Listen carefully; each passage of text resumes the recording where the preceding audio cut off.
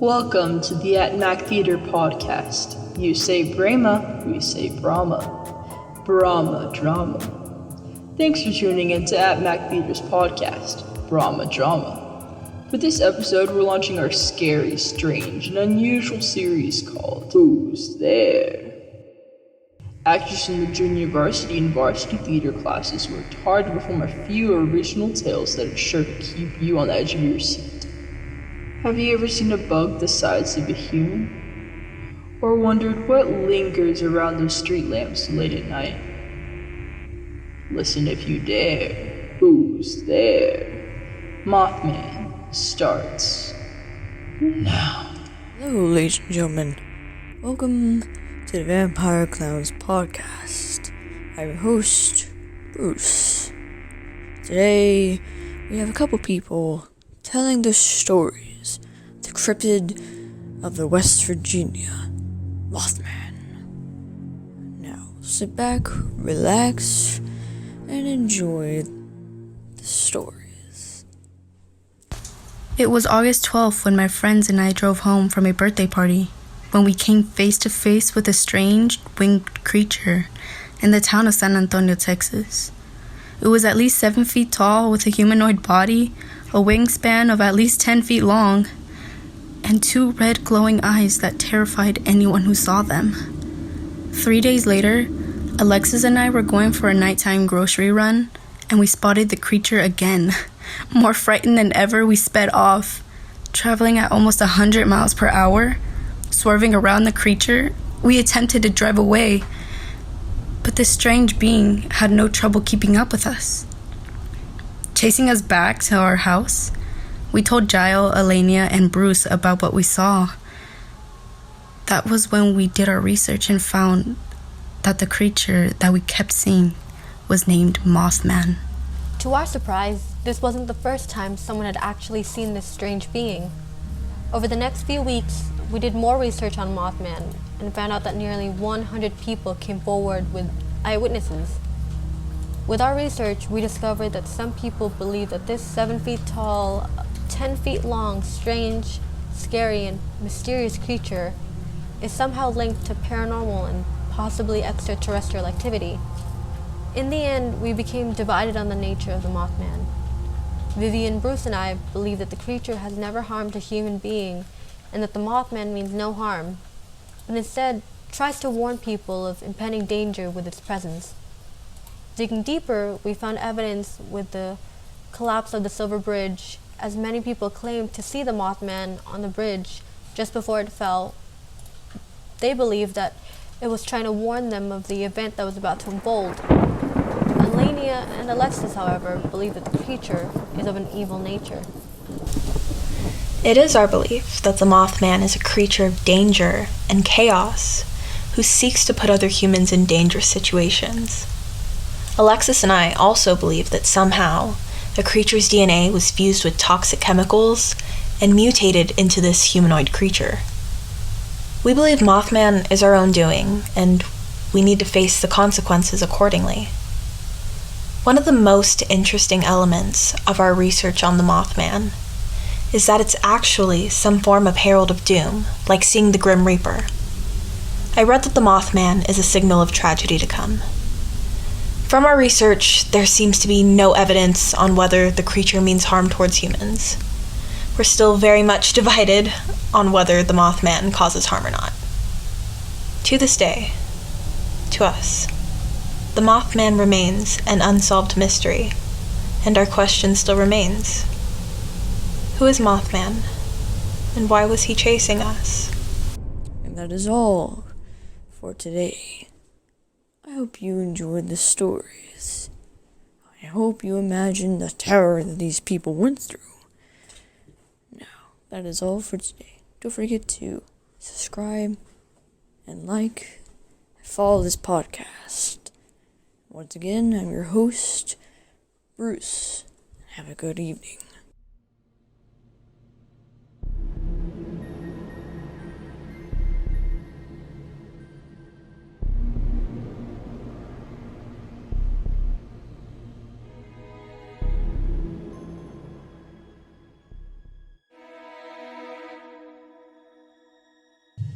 What do you think? Mothman, harmful or harmless?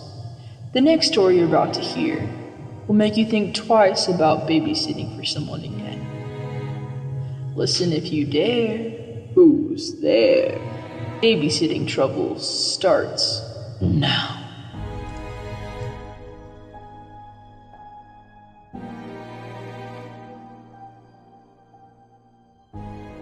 Have you ever had issues when taking care of someone? Nothing could compare to the struggles of this babysitter in the next story. This contains gory descriptions and nightmare-inducing content.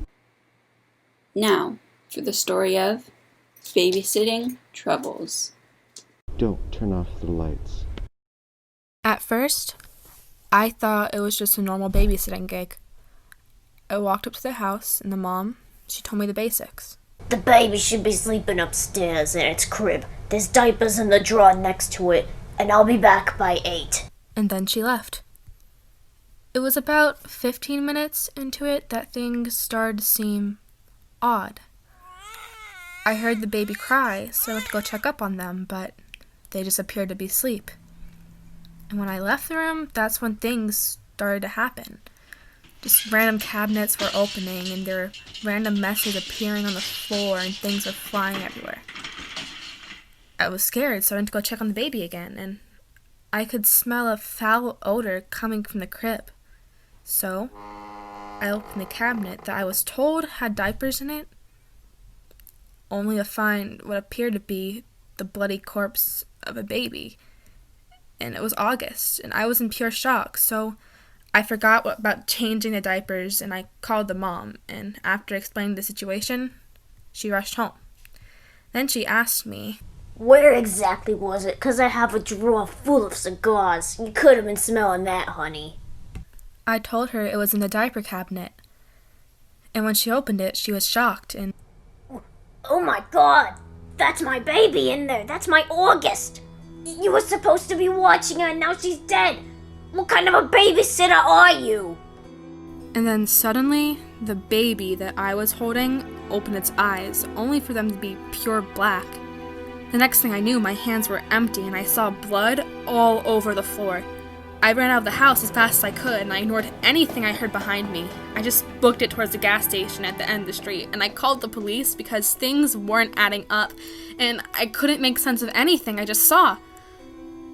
I later discovered that both the mom and the baby were found dead at the scene.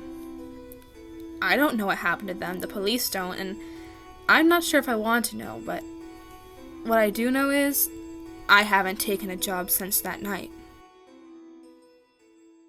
Wow, what a turn of events. That was a little too scary for me. With all that imagery and horror, I don't know how I'll sleep tonight. You said it. I didn't expect it to turn out the way it did. Well, ladies and gentlemen, that's all for this spooky episode. Did you enjoy it? We sure hope you did.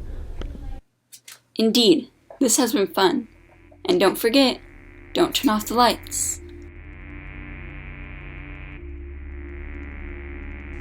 Thanks for tuning in to the Brahma Drama podcast.